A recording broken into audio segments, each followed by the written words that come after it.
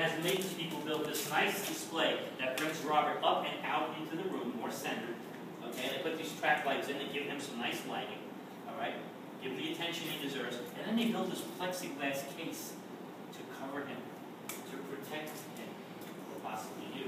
I'm not really sure which.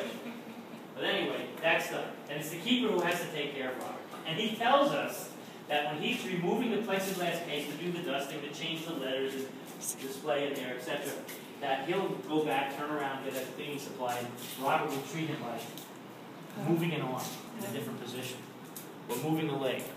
Okay? Or one time he told us the stuffed lion was actually on the other side. In fact, just 2 weeks ago, it was on the right side. Now it's on the left side. I didn't see it move. It's possibly the keeper moved it, but I don't know. Any event, these letters, when I talk about these letters, you see all these letters? We get about 20 of them a week. And these letters come from all over the world, people. Key West is an international port. And people come during the day to the museum, and people come at night on these excursions like this. Apparently, a lot of them don't pay attention to Robert's rules. Okay? And things happen to them.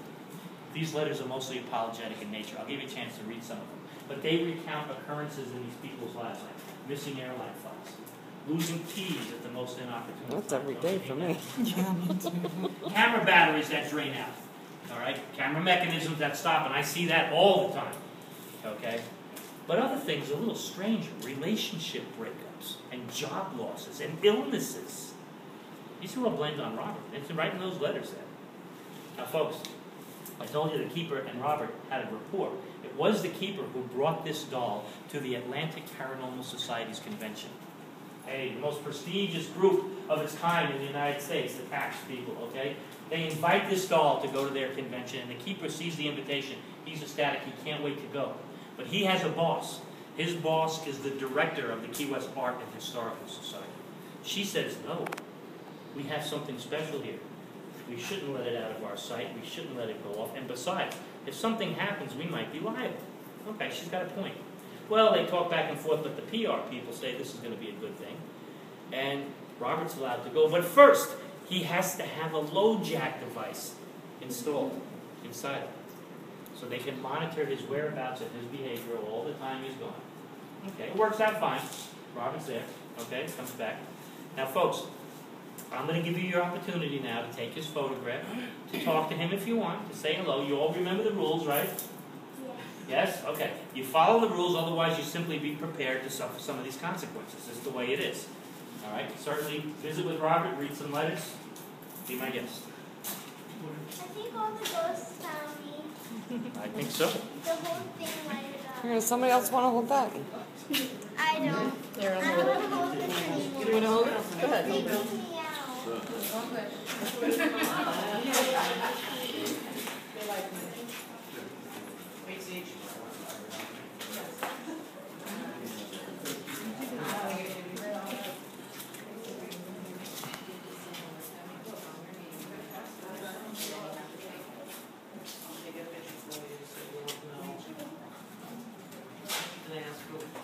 You like that verse?